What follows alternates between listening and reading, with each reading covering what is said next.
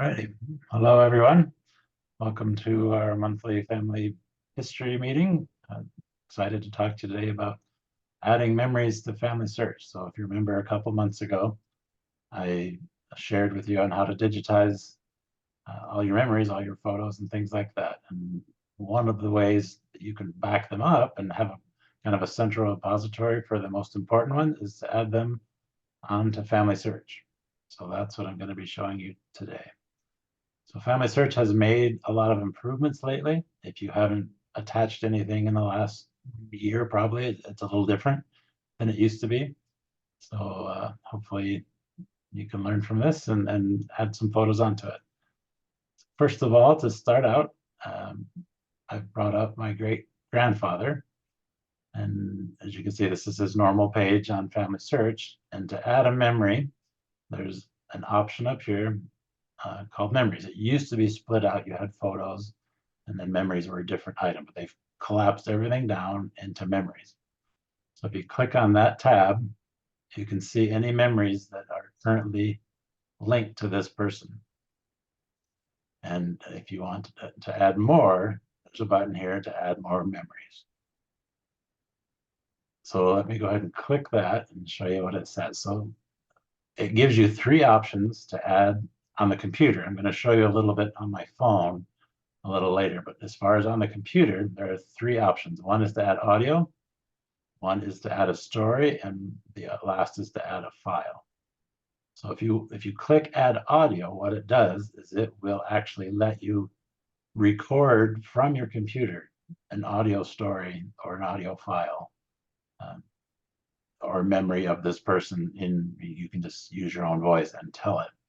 If you don't want to type things or you don't have a story to add in, you just tell out of your own memory, which is kind of neat. We won't do that right now. If you do story, it will bring up another page here where you can add a title and then just go to town and type a story as long as you want. There's no limit on how much information can be stored in a certain story. And it also allows you to add images to your story. So if you wanted to make a story of all the places you've lived, you could add photos of the houses or whatever you wanted to do to that story to embellish it and make it more useful. And then up here, you can say whether you want that story to be public for anybody to see it or private, or only you can see this memory for now. If you don't make it public, then no one will be able to see it. And then I think that when your record is marked deceased, then those things will become public. So far down the road, when the church marks your main record as being deceased, then those will become public. So that's one way to add things, but not have them be out in the world for everybody to see until you're ready for it. And then the very last item here is to add a file. Now this kind of encompasses everything else. So this is where you add a picture, you can add a document, you can add a audio file that you've already recorded and things like that. And so the options are to add it from your device, in this case your computer, from your gallery, which is your FamilySearch gallery. And I'll explain a little bit more about that later. And then a new thing they've added is to actually link it from your Google Photos. So if you have a Android phone and you've logged into Google and you're storing your photos that you take out in the web, then you can just click on that and it'll show you all the photos you currently have on Google and allow you to pick those and add them to FamilySearch. The option here, it says whether to use the name of the file as the title. Depends on how you name your files. It's not very useful to have the name be photo number 5 or 415 2023 or whatever. So you may want to rename them if you don't have good file names. Then just unclick that and it'll make you put in a new title for each one. And then down here, it tells you what kind of files they support. So they'll do JPEGs, .jpg, .tif, .bmp, and .png, which are all photo formats that you can store things on your computer. I think Apple does it differently than Windows, and so you may see different versions of those files. You can upload any of those four. You can upload MP3s and M4A and .wav files, which are audio files that you've recorded or pulled from a video. There's software that'll pull audio out of a video if you want to store that on here as well. And it mentions that the limit is 15 megabytes, which it's a lot for one file. So you probably don't have to worry unless you have really long audio files. We had an interview that my uncle did with my grandfather, and it was about a half-hour long, and I had to split that into two files because it was too big. So you can get about 15 minutes worth of audio in 15 megabytes. And then for a picture, that would have to be a pretty large picture to exceed that length. All right, so I'm going to add a record to this, a memory to this record. I found Matthias's headstone on Find a Grave. So let's go ahead and add that. So I would go to Add Memories. And because it's just a file on my computer, I would choose File. And because currently it's on my device, my computer, I'll click that. And it will bring up your directory. I've got it sitting out here, Matthias's headstone.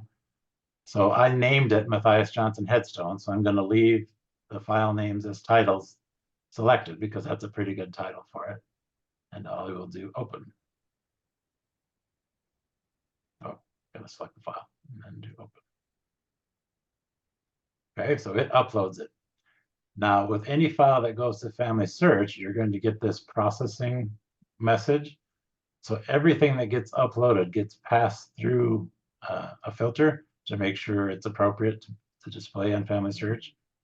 You'll be able to see your files right after you upload them, but they won't be visible to anybody else until they've passed through that filter, just to make sure that there's nothing that they don't want on here. And you can search on FamilySearch and look up the guidelines for what you can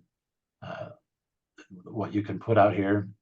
Even things such as people kissing, they don't like you to put those out there. But you can have other things besides that they may screen images, hate images, things like that. So there's a lot of things that aren't appropriate that they will filter out and not let you display. But headstone is okay. So while it's processing, I will click on it, and that will bring up the file.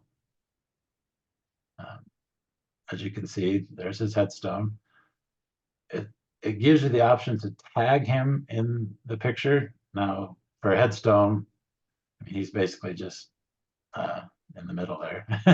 So you can say, yeah, that links to him. So that creates the tag of where he is in a photo. But if you had a family photo with all the children, you could actually tag their individual faces and say, well, this is Jim, this is Bob, this is etc. So you know who's who and where inside that.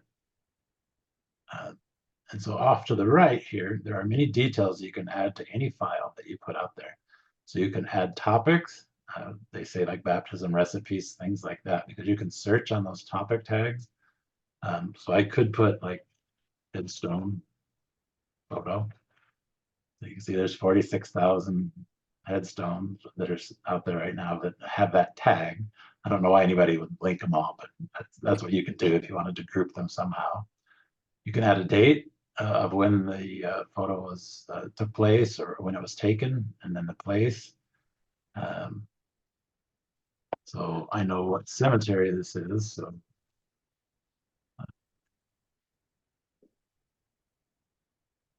pick that cemetery. It's in Coon Valley Cemetery in Wisconsin. I'll let you tag that. You can add a description.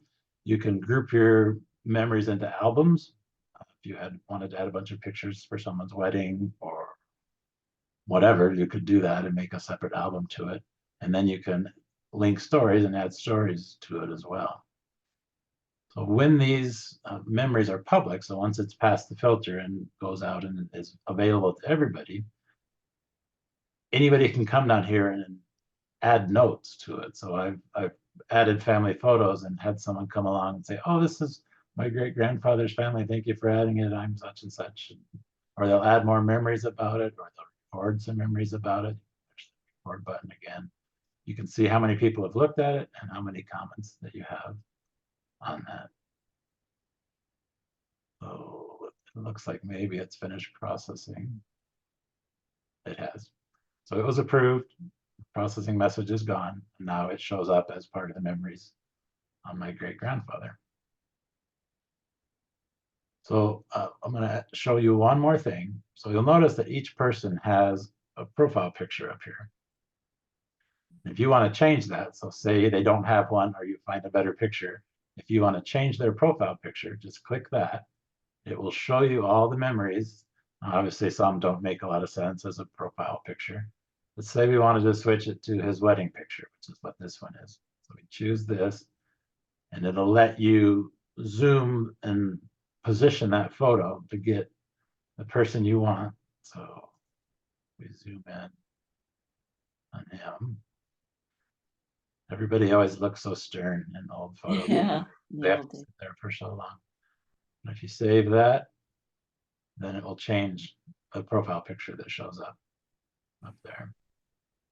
And it just looks really nice when you have your tree and all your ancestors have photos there, and it's really nice.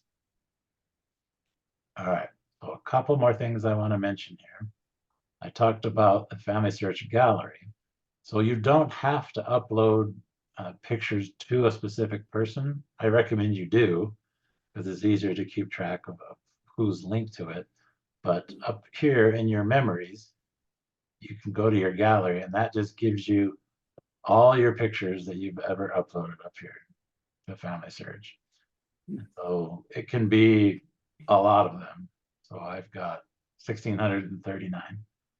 So going through those, I mean, that if you just upload them and don't link to anybody, that could be kind of a chore to figure out what goes where. So I would recommend not going to the gallery and going that way, but actually going to the person, going to their memories and adding the memories there so that they're easier to attach to them.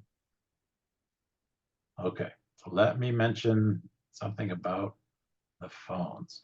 So I'm dragging a screenshot of my phone over. Does that show up now? Can you see that? Yeah. Okay, make it a little bigger. So this is a screenshot off my phone from the app, the FamilySearch or Family Tree app. And if you go to, this is my great grandfather again, they have the same tabs across the top. Click on memories. You'll see this time there's 4 different options that you can choose. Add a document, write a story, record audio, or add photo. So the reason they have broken add photo out of the other one where it was just add file before is that if you choose add photo,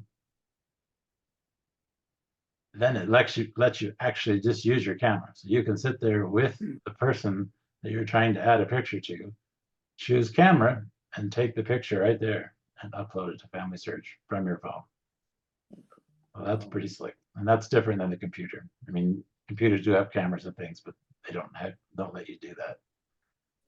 And another option, this record audio, if you click that on your phone, it kind of gives you some prompts, which the computer does not do. So if you're sitting there with your grandfather and you want to record him talking about something, it kind of gives you some conversation prompts, questions to ask them. So you could begin recording and ask them, how did you meet your spouse? Or what were your parents like? It kind of gives you some prompts, and that can be recorded and saved right onto FamilySearch from your phone. All right. So I did a little research into FamilySearch, and you can have a total of 1,000 memories attached per person or per record on FamilySearch. I recommend not having quite that many. I mean, I wouldn't put just any old picture out there. I would make sure to get the important ones, maybe a childhood photo, baptism photo, a marriage photo, maybe your high school graduation photo. Those are usually pretty nice. Pictures of the houses where you lived, family pictures, pets, things like that.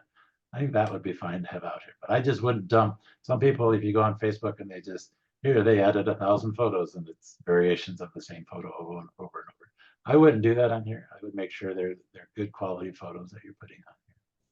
So you're limited to 1,000 per person. And there's also a note that says that if you have more than 5,000 total, on your account that it will cause it to run very slow. So I had 1600 on mine. I don't notice any slowness. It's perfectly fine. But they do specifically mention over 5,000 may cause some issues. All right. So any questions? No, it's just us. I have a question. So if I enter like a marriage picture and I tag both the people in it, it will go to the memories for both the people in it. Is that right? If you tag them both, yes, they'll have memories for both. All right. So when you go to a picture, so say this is the wedding picture that I was talking about before, you'll see that he's tagged and his wife is tagged. Right. And up here is where you tag more people. So if there was, you just click in the picture and it'll say, who do you want to tag? And then you can search for them and tag them that way. Yeah, that's Kind of like Facebook does. oh, Okay. So you can see on this one, 3 different people have looked at this picture. Kind of interesting that they track that. oh yeah. Paul, I've scanned documents where there have been multiple pages, and each time I scanned, it created a JPEG. So I may have 50 or 60 pages of a document, whereas if I had done it maybe in a PDF format, I could have done multiple pages on one file. Is there any way to transfer those JPEGs to a PDF without having to rescan it? There are. Most scanners will let you scan directly to a PDF if you choose the right option. So when you scan them, make sure you choose Save to PDF as one document, and it should save them all initially. But if you have all the JPEGs, do a Google search for JPEGs to PDF. And there are some websites where you can drop a pile of JPEGs into that website and it'll spit out a PDF for you. Oh, thank you. Thank you. But be a little judicious which one you choose.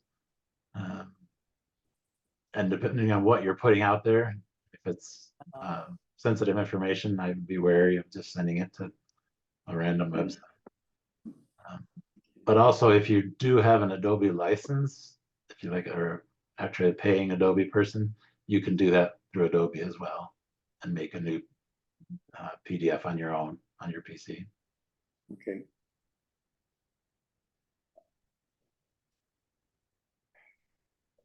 As you were going through those attachment processes at the beginning, I had some questions, but I didn't Sure. write them. Can you just go through that one more time? And So this piece here, yes. okay. So on the computer, you see there's only 3 choices, whereas on the phone there's 4. The audio piece lets you record audio directly from your computer. Okay, I have a question on that. Does that allow you to pause, or does it just keep continuously recording? Continuing until you push stop. So it's not super fancy. So if you want to be fancy, then I would use a different program to tape it and then upload the file when you're done.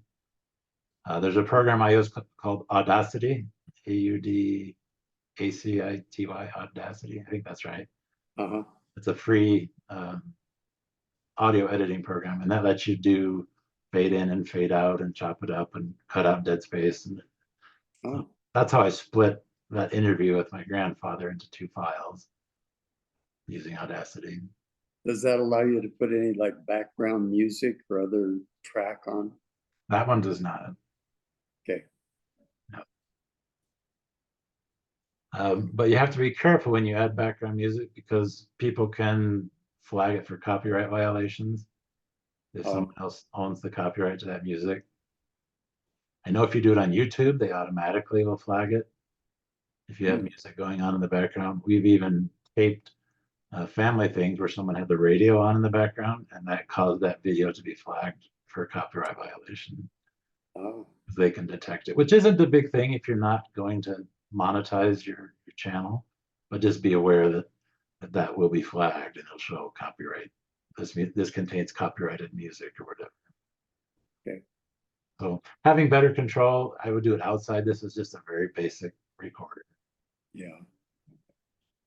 Paul, is it possible to have a picture? I think maybe you said this already, but so if I've got a picture and then I want to do an audio story, can I go to the picture and click audio on the picture? Yep, once you upload the picture and it's sitting there, and recorder memory Record a memory. Okay, great. goes up there. So you can actually just sit there and talk about the picture. Yeah. And it'll attach it to this picture rather than off by itself. I had a question on the, for you're writing a memory, The story. a story. Mhm. If you have a story in your computer, can you copy and paste it in? Sure. Any file, probably. Okay. Yeah, just copy and paste right in here. You said about public and private. Mhm. So if I put public, then can my family see the things I add about myself, even though I'm They not can, if you make it public. Anybody can, not just your family, but anybody. anybody? Yeah. But I can't create, I guess, can I create a link and send that out to my family? Or if it's private, I have to be dead before they can see it. If it's private, yeah. Now, FamilySearch is trying to create family groups. Yeah. So I don't know if you've seen that, but you have this family groups option in FamilySearch, where you can kind of create a group of people, and they're trying to allow you to see living people as a group. So anybody in this group could see the living information about people in the group, So but you could, it's not quite ready yet. We've been or if working it, on it for a while. So right now you can create a group and share ordinances between people. right, You that's don't what I have the think. sharing of live records yet. Okay, okay. Well, that's exciting when that happens. Yeah. Because right now, everybody in the family has a living record for everybody else in the family. And so, there's 15 versions of me or whatever out there that people have added. So when I die someday, all of a sudden there's going to be 30 duplicate records of me out there. So they're trying to kind of coordinate all that into one space. Oh, yeah. Everybody can link to the one living record of you that is your official record. Oh, yeah. I had a question about photo memories. I've posted some photos and then other individuals post the same photo, but maybe not as good a quality or such. And that's going to count against the 5,000 or the 1,000 pictures on. Mm-hmm. But can I delete any photos out there that are delete duplicates? somebody else's. You can certainly delete your own. That's always Right.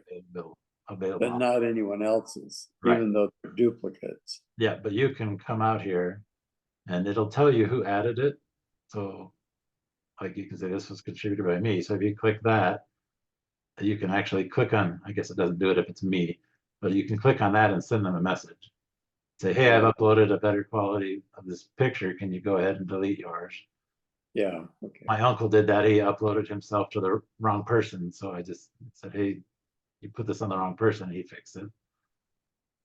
Okay. I opened my myself on FamilySearch and found somebody had killed me off while I wasn't looking. Very good. Yeah. I was glad for a person to contact and say, I'm still alive. Please change that and don't mess with my picture anymore. And they did it quickly. So, Yep. So up here under actions is where you can delete if you add the wrong oh, yeah, yeah. the wrong picture or whatever. You can actually do some minor, you can rotate things. You can download somebody else's picture if you want to put it somewhere else if they've got one. You can also share. So that's kind of the link that you were mentioning. You can share to Yeah. people based on Twitter, Facebook, or email, or just copy the link. That's so neat. My my mother had a cousin, and she had a daughter, but she died early. The mother did, and this daughter of the cousin, had no pictures of her mother, but she'd heard there were some, and I inherited my mother's book with the pictures in it and put it on FamilySearch, put all the pictures on, and this Awesome. daughter was so rejoiced that she had pictures of her mother. She'd never seen them before. Awesome. Yeah, I get that a lot. Thanks for adding a picture of my great grandfather or whatever. That makes it important to put descriptions of who's in the pictures, even if they're not in FamilySearch, because you can only tag people that are in FamilySearch. If you want to link to them, you can tag other people, but they won't link to a record. So you can say, yeah, this is cousin Jim, but he's not dead yet, so it just shows Jim there. I see. You know, the more information you can give on the pictures, the more useful they'll be down the line to somebody. Right. Yeah, yeah, Right. okay. Well, it sounds like also you could read a story into memories. That might be faster than retyping it all. Yeah. There's advantage to having a live voice versus, but Yeah. there's also advantage in having a printed copy. Right. Yeah, I would definitely do some live voice. I mean, to have that interview with my grandfather, Right. there's not that many recordings of his voice, so it's just interesting that it's out there. And you can break it into segments, right? So that Not you not can, in FamilySearch. oh, not in families. Yeah, when I tried to upload it the first time, it said this is too big. Right. I had to go and get that other program and cut it into 2 sections. And it was Audacity that Audacity, yeah. cut it in. That's really a great resource. Thank you for that, especially. And that's how Audacity lets you record. That's how I digitized all my mom's cassettes. She made cassettes of all the kids when we were little. So I just plugged a cassette player into the computer and Audacity records it from that. Wow. That's great. Those become such treasures once someone's gone. Yeah. You know. They are. And like I said in my first session that I did about digitizing things, cassette tapes, videotapes, I mean, those degrade pretty quickly. I mean, videotapes and cassettes have been out of vogue for long enough that anybody that has them, they're probably starting to degrade already. You know, it's been 20 years, 25 years since, you know, VCRs and tape decks were big things. Hopefully people will save them. Yeah, because we don't have any way of playing them. Yeah. Well, at the FamilySearch Yeah. Center. Yeah, you can get them. Yep. Yeah, take it down to the FamilySearch Center. That's probably something you should put in the note for September 8th. Let's say, Yeah. you know, they can't bring a ton, but if they had something special they wanted to do, then they could do it real quick on that day. Yeah. Great idea. Tape or a cassette Yeah, tape. I'm hoping that it will spark an interest in what you can do because of all the resources that are there. Sometimes a lot of people just think there are certain things you can do research and that's about it. And when they hear all the resources that are available to make it easy for you. That's amazing. They have great stuff. Yeah. And I would suppose that at some point they're going to allow videos to be saved. Yeah. That's kind of harder because they are so much larger. Yeah. You get 15 megabyte video in 30 seconds. So to have some large video, they probably have to figure out how to do that. And it would be harder to make sure those are okay because you'd have to have someone watch the entire video to make sure Right. it's good. But someday that will happen. Yeah. Well, thanks so much for this. It's just always so enjoyable. All right. Great information. Yeah, Thanks. we'll start encouraging people to come on because it is a good thing to be together as we It is to hear people's questions. Yeah. Yeah. Yeah. Yeah. Yep, so our next one will be March 17th. Okay. Do you know what it will be yet? She had talked about continuing the organization Yeah, that's, based on the computer. So she talked about physical organization, but she's talking about how to organize files on the computer.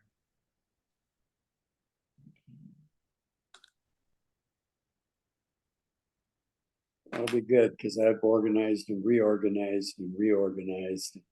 It's a pain. You get to a certain point of number of files, you have to have some sort of organization, or you won't be able to find anything. Yeah. yeah, it's just like all the boxes in the closet. Yeah. Eventually, I gotta do something to make it available. Well, thanks again for Great. all you're trying to do. We're sure grateful for you. All right, we'll talk to you later. All right. Thanks. bye now. Bye-bye.